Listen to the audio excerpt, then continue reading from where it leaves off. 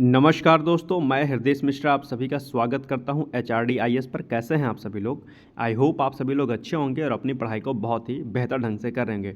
देखिए, बहुत ही important news है आपके लिए और वो ये है कि अभी हाल ही में दरअसल क्या हुआ है कि 3 नए जो आर्द्र भूमियाँ थी उन्हें रामसर स्थलों की श्रेणी में क्या किया गया है, सम्मिलित कर लिया गया है। और ये न्यूज़ अपने आप में आपके लिए क्या है, वेरी वेरी मोस्ट इम्पॉर्टेंट है। और वो इसलिए इम्पॉर्टेंट है बिकॉज ऑफ जो रामसर स्थल होते हैं, जो आर्द्र भूमियाँ होती हैं, वो अक्सर आपके एग्ज़ाम में पूछ ली जाती हैं और कई रूपों में पूछी जाती हैं। तो अगर हम बात करें कि इससे प्रश्न कैसे कैसे बनते हैं, तो इस पर हम लोग डिस्कस अभी करेंगे।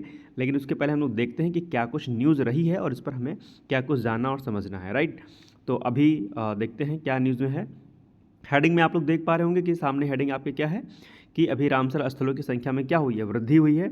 और कुल रामसर जो स्थल हैं अब वर्तमान में कितने हो गए, ये प्रश्न सीधे तौर पर आपकी परीक्षा में क्या होता है, पूछ लेता है। तो आइए हम लोग इस पर डिस्कस करते हैं एक एक करके। सबसे पहले हाल ही में क्या हुआ है, रामसर स्थलों में 3 नए आर्द्र जो भूमियाँ होती हैं उनको शामिल किया गया है। अब आप पूछेंगे कि सर आर्द्र भूमियाँ क्या होती है, जिसे हम क्या कहते हैं, वेटलैंड भी कहते हैं। क्या कहते हैं? वेटलैंड कहते हैं। और वेटलैंड्स क्या होते हैं बेसिकली? तो वेटलैंड जो होते हैं वो बायोडाइवर्सिटी से, किससे? बायोडाइवर्सिटी से, अर्थात जैव विविधता से रिच होते हैं, अर्थात वहाँ पर जैव विविधता बहुत ज़्यादा होती है। और आर्द्र भूमियाँ, जैसा कि आप लोगों को पता होगा, आर्द्र मतलब गीलापन, यानी कि वह भूमियाँ जो दलदली किस्म की हैं। कैसी हैं? जो दलदली किस्म की हैं और जहाँ पर उचित मात्रा में जो भी जीव जंतु और अन्य चीज़ें होती हैं उनको ग्रो करने के लिए, उनको जीवित रखने के लिए एक फेवरल जो कंडीशन होती है वो वहाँ पर क्या होती है, अवेलेबल होती है। दैट मीन्स आर्द्र भूमियाँ वह नमी वाली भूमियाँ हैं जहाँ पर जैव विविधता क्या होती है, रिच होती है। इतनी सी बात है और ज़्यादा आपको समझने की आवश्यकता यहाँ पर नहीं है। ओके, तो अब हम देखते हैं कि बेसिकली जो 3 नए जो आर्द्र भूमियाँ हैं जिनको शामिल किया गया है रामसर स्थलों में, कौन कौन सी हैं। तो हम पहले अगर बात करते हैं तो नंज नारायण पक्षी अभ्यारण्य जो है वो तमिलनाडु का है, इसको शामिल किया गया है। इसके अलावा काजुवेली पक्षी अभ्यारण्य जो कि तमिलनाडु में स्थित है, उसको शामिल किया गया। और साथ ही साथ में तवा जलाशय जो है उसको भी जो है शामिल किया गया। और ये कहाँ पर है? ये मध्य प्रदेश में है। तो आपसे प्रश्न ऐसा पूछ लेगा कि बताइए नंज नारायण पक्षी अभ्यारण्य कहाँ पर है, या काजुवेली पक्षी अभ्यारण्य कहाँ पर है, या तवा जलाशय कहाँ पर है। तो आपको 2 ऊपर के जो हैं वो तमिलनाडु के हैं और बाकी एक तवा जो जलाशय है वो मध्य प्रदेश का है। अब यहाँ पर आपको एक विशेष बात ध्यान देने की है और वो ये है कि आप जितने भी आर्द्र भूमियाँ वगैरह होती हैं उनको आप डिटेल्स में एक लिस्ट बना लीजिए, वहाँ पर उनको अच्छे तरीके से क्या करिए, रेडी कर लीजिएगा, राइट।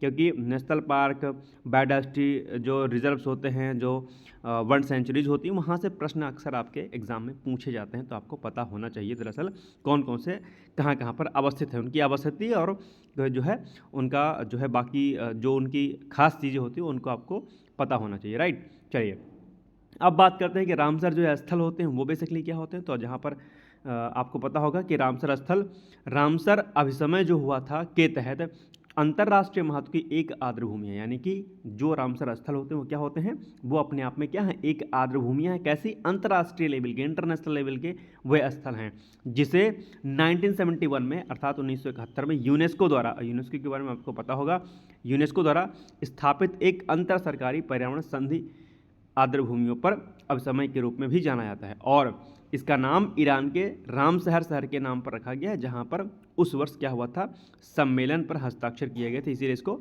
रामसर साइट्स भी हम लोग क्या कहते हैं, बोलते हैं इसको, ठीक है। तो हो सकता है कभी आपसे रामसर स्थलों के बारे में पूछ ले कि दरअसल जो रामसर स्थल होते हैं वो क्या होते हैं। इसके अलावा अगर हम 2-3 फैक्ट की और बात करते हैं तो बेसिकली क्या हुआ है कि अगस्त तक, यानी कि अगस्त 2024 तक अगर हम बात करते हैं तो अगस्त 2024 तक जो कुल रामसर स्थलों की संख्या है वो फिलहाल कितनी हो गई? 85।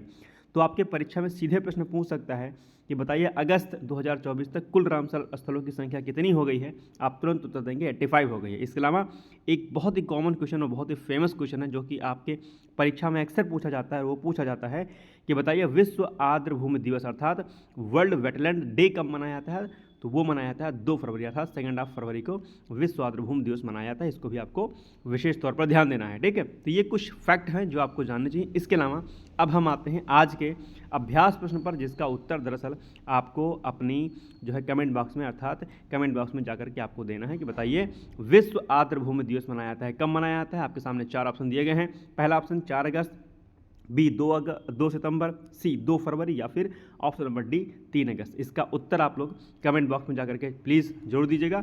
इसके अलावा अगर आपको कोई भी डाउट्स है किसी प्रकार का, चाहे वो आपका एग्ज़ाम RO का हो वो फिर या फिर आपका एग्ज़ाम PCS का हो, कोई भी एग्ज़ाम हो, कोई भी अगर आपको प्रॉब्लम होती है, आप जो कमेंट बॉक्स में टेलीग्राम का जो लिंक दिया गया है, किसका, जो टेलीग्राम का लिंक दिया गया है, उसी टेलीग्राम पर आप मुझसे जो है जुड़ करके मुझसे बात कर सकते हो। अपनी कोई भी क्वेरीज, चाहे वो RO की हो, PCS की हो, कोई भी एग्ज़ाम की हो, आप मुझसे उस पर डिस्कस कर सकते हैं, राइट।